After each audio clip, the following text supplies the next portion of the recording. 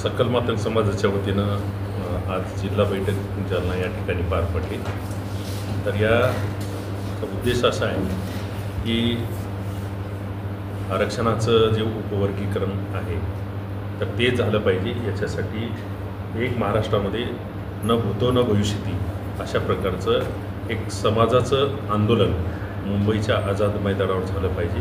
ते record break झालं पाहिजे आणि शासनाने त्याची दखल घेऊन लवकरात लवकर आरक्षणाचं उपवर्गीकरण केलं पाहिजे। हा मुख्य उद्देश ठेवून या ठिकाणी आज बैठक झाली। सर, बैठक तुम्ही आयोजित केली, काय विषयावर काय सांगणार त्या विषय संदर्भात? या ठिकाणी 2-3 विषय घेऊन आम्ही हे केलो, पण मुख्य विषय असा होता की अनुसूचित जातीतलं 13% 59 जातीच्यासाठीचे जे आरक्षण आहे त्याचं उपवर्गीकरण केलं पाहिजे आणि त्याची अंमलबजावणी केली पाहिजे। हा एक मुख्य विषय आहे। त्याला जोडून एक आरटीचं सबलीकरण झालं पाहिजे। मातंग समाज आणि ज्या उपजाती आहेत त्यांच्यासाठी Annabhau Sathe research and training institute जे नव्यानं मुंबईला ज्याची स्थापना झाली, तर त्या पार्टीच्या ज्या योजना आहेत मुलामुलींसाठी 59 जातीच्या त्या आरटीच्या योजनासुद्धा पार्टीच्या धर्तीवर राबवल्या पाहिजेत। ही एक मागणी होती।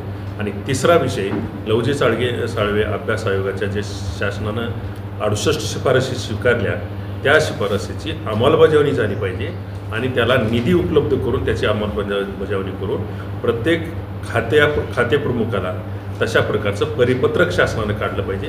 अशा प्रकारची चर्चा या बैठकीत झाली। सर, या निमित्त आपण काय आवाहन करू इच्छिता काय सांग?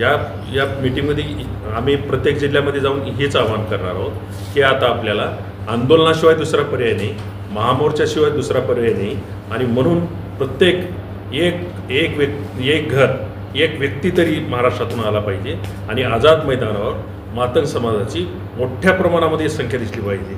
तसं तर आम्ही सगळ्याच 59 जातीपैकी 58 जातीला आम्ही आव्हान करत आहोत, पण संख्येनं मोठा असलेला समाज मातंग समाज असल्यामुळं मातंग समाजातला घरातला एक तरी व्यक्ती त्या आझाद मैदानावर आला पाहिजे। कारण भविष्याचे येणाऱ्या पिढीसाठी या अनुसूचित जातीच्या आरक्षणाचं वर्गीकरण झालं तरच त्याला फायदा होणार आहे आणि ही जीवन मरणाची लढाई असल्यामुळं आम्ही सगळ्यांना आवाहन करत आहोत, मोठ्या संख्येनं लाखोच्या संख्येनं आझाद मैदानावर आपल्याला जमायचं आहे। त्याची तारीख मात्र आम्ही 28 तारखेला पुणे या ठिकाणी आम्ही सर्वानुमते सगळे नेते, सगळे पक्ष संघटनेचे प्रमुख, राजकीय नेते, आजी माजी आमदार, खासदार, मंत्री या सगळ्यांना घेऊन आम्ही तो विषय ठरवणार आहोत। येत्या 28 तारखेला फेब्रुवारीच्या बिबीवाडी पुणे यशराज गार्डन या ठिकाणी संपूर्ण महाराष्ट्रातील मातंग समाजाच्या कार्यकर्त्यांची त्या ठिकाणी बैठक ठेवण्यात आलेली आहे। या बैठकीचे आयोजक महाराष्ट्रातील सर्व आजी माजी आमदार, मंत्री त्या ठिकाणी उपस्थित राहणार आहे। म्हणून आम्ही आव्हान करतो महाराष्ट्रातील सर्व तमाम मातंग आणि उपजातीच्या सर्व कार्यकर्त्यांना, संघटनेच्या प्रमुखांना, राजकीय नेत्यांना की प्रत्येकाने त्या ठिकाणी माझं आंदोलन आहे आणि त्या आंदोलनाच्या तयारीसाठी मला आलं पाहिजे। याच्यासाठी 28 तारखेला आपण सर्व प्रमुख कार्यकर्त्यांनी त्या ठिकाणी जमायचं आहे आणि त्या बैठकीमध्ये सर्वानुमते एक तारीख निश्चित करून आझाद मैदानावरचं आंदोलन आपल्याला निश्चित करायचं आहे। अशा प्रकारचं आव्हान मी या ठिकाणी करतो। सर, आपलं नाव? पंडित सूर्यवंशी, राज्य समन्वयक, सकल मातंग समाज। आपण जी आज बैठक आयोजित केली त्या बैठकीनिमित्त आपण काय सांगणार? नमस्कार, मी दिलीप अर्जुने, सकल मातंग समाजाच्या वतीनं महाराष्ट्रात प्रत्येक जिल्ह्यामध्ये जशा बैठका चालू आहेत त्याच पद्धतीची बैठक आज जालना येथे सकल मातंग समाजाची झाली। हा बैठकीचा उद्देश असा आहे की विधानसभेच्या इलेक्शनमध्ये महाराष्ट्रामध्ये BJP आणि अलायन्स टू गव्हर्नमेंट यावं याच्यासाठी मातंग समाजानं मोठ्या स्वरूपात प्रयत्न करून हे सरकार आणलं।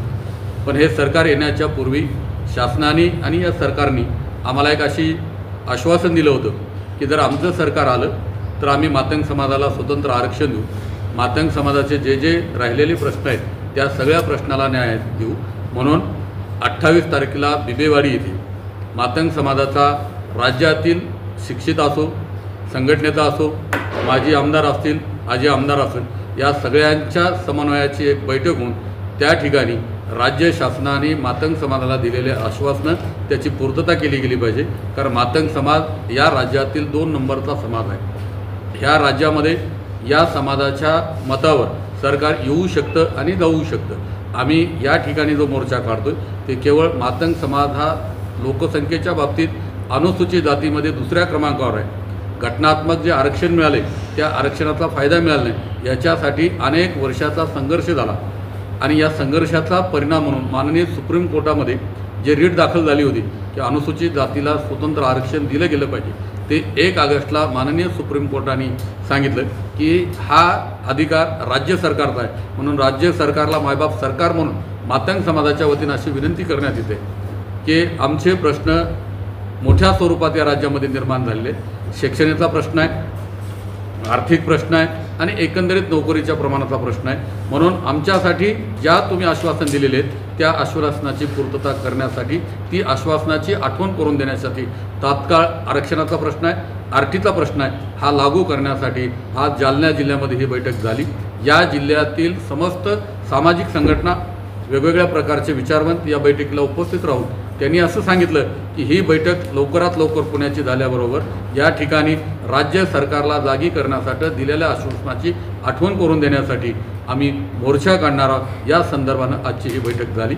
या मोर्चाच्या निमित्तानं आम्ही जिल्ह्यातील संपूर्ण समाजाला असं आवाहन करतो की आपण जास्तीत जास्त लोक पुण्याची बैठक असेल की मंत्रालयावर जाणारा मोर्चाचं नियोजन असेल याच्यामध्ये सहभागी व्हावं, या प्रकारची विनंती आज सकल महाराष्ट्र मातंग समाजाच्या वतीनं जालन्यामध्ये आम्ही करतो.